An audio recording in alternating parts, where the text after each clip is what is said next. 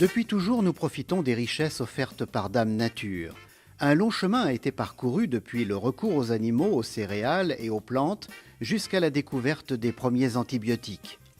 Notre planète recèle des richesses et nous en sommes conscients.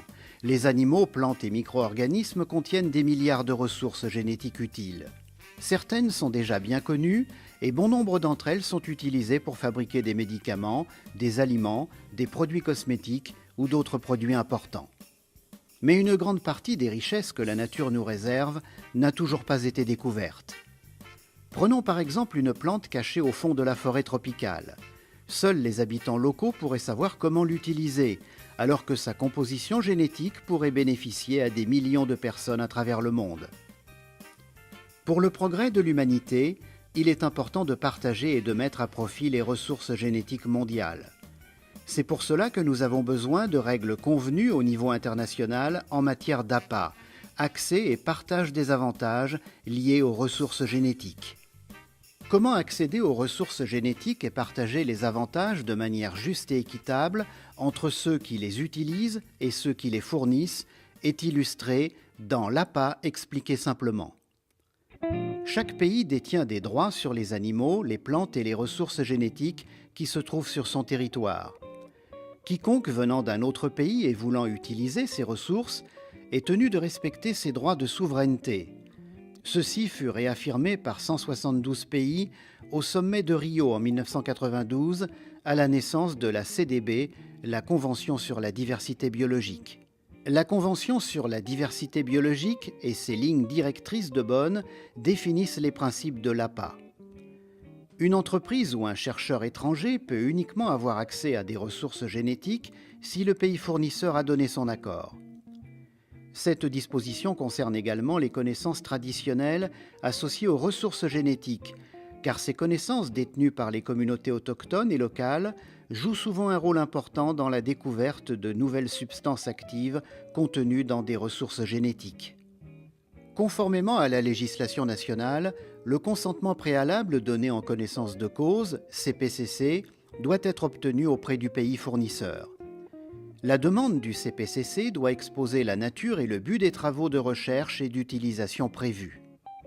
Les CCCA, conditions convenues d'un commun accord, définissent alors plus précisément les avantages pour le fournisseur des ressources génétiques ainsi que les autres questions contractuelles y afférentes. Ces avantages peuvent être monétaires, tels que le paiement de sommes forfaitaires ou d'une partie des profits réalisés, ou non monétaires, comme le transfert de connaissances, de technologies ou par le biais de formations. Ces règles concernent les utilisateurs commerciaux, mais elles s'appliquent également aux utilisateurs non commerciaux sur la base de dispositions particulières.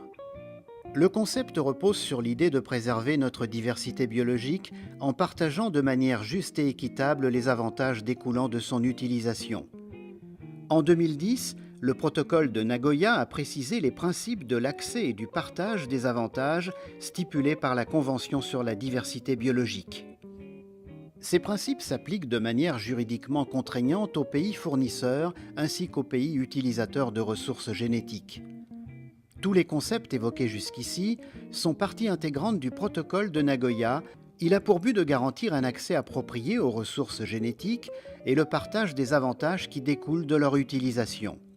Il vise à renforcer la certitude juridique pour toutes les parties impliquées dans l'utilisation des ressources génétiques.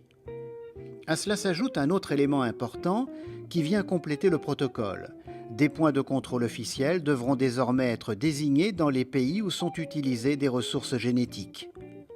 Tout au long des processus de recherche et de développement, ces points de contrôle contribueront à vérifier si le consentement préalable en connaissance de cause, CPCC, a été obtenu et si des conditions convenues d'un commun accord, CCCA, ont été établies. Les informations recueillies sont ensuite transmises à un centre d'échange spécialement établi. Elles peuvent ainsi être consultées par le pays qui a fourni les ressources. Cette procédure permet de suivre une ressource génétique du fournisseur à l'utilisateur, depuis l'innovation jusqu'à une éventuelle commercialisation. Cela contribue à garantir un partage équitable des avantages si un produit à base de ressources génétiques est mis sur le marché. Tous les pays ayant ratifié le protocole de Nagoya doivent maintenant traduire ces dispositions dans une législation nationale qui reflète les intérêts de l'ensemble des parties prenantes concernées. Lorsqu'il est dûment appliqué, l'APA recèle un grand potentiel pour les utilisateurs, pour les fournisseurs et pour la conservation de la nature.